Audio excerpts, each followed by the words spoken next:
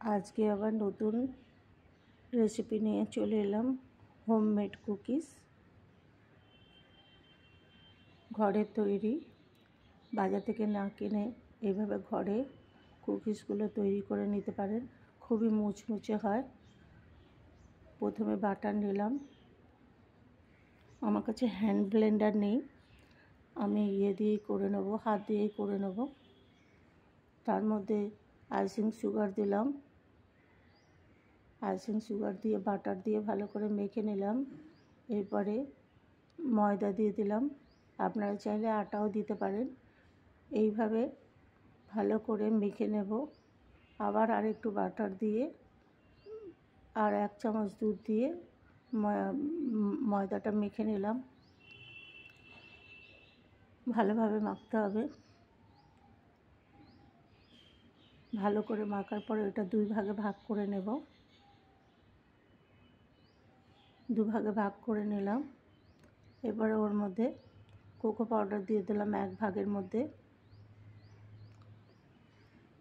Cocoa powder দিয়ে ভালো করে মেখে নেব।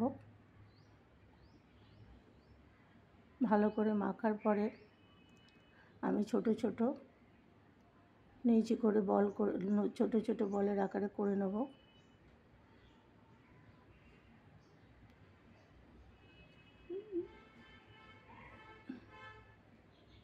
যদি রেসিপিটা ভালো লাগে লাইক শেয়ার কমেন্ট অবশ্যই করবেন। মাখাটা আমি ছোট ছোট টুকরো করে নিলাম এবং খড়িটাও ছোট ছোট করে নেচি করে নিলাম। সাদাটা যে কটা হবে খড়িটাও সেই কটাই হবে। নেচি ছোট ছোট করে নেচি করে নিলাম।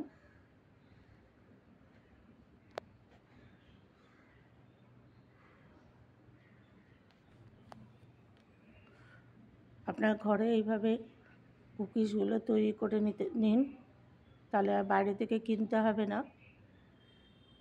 এরপরে একটা সাদা নিলাম আর একটা খয়েরি নিয়ে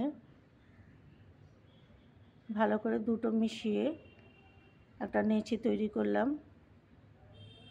এইভাবে নেচি তৈরি করে প্রত্যেকটা নিয়ে নেব।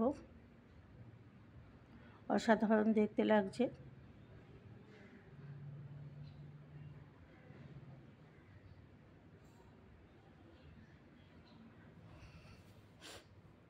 প্রত্যেকটা নেচি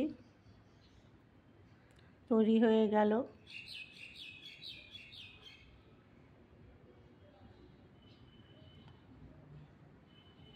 এবার কড়াইতে খানিকটা নুন দেব। নুন দিয়ে গ্যাসটা জ্বালিয়ে দেব। গ্যাসটা জ্বালিয়ে একটা থালার মধ্যে তেল মাখিয়ে তার উপরে বাটার পেপার দিয়ে তার উপরে তেল মাখিয়ে নেব, বাটার মাখিয়ে নেব। এবারে কুকিজগুলো আমি তার উপরে দিয়ে দেবো। আপনারা চাইলে মাইক্রো ওভেনেও করতে পারেন। আমার মাইক্রো ওভেন নেই, তাই আমি এইভাবে করছি।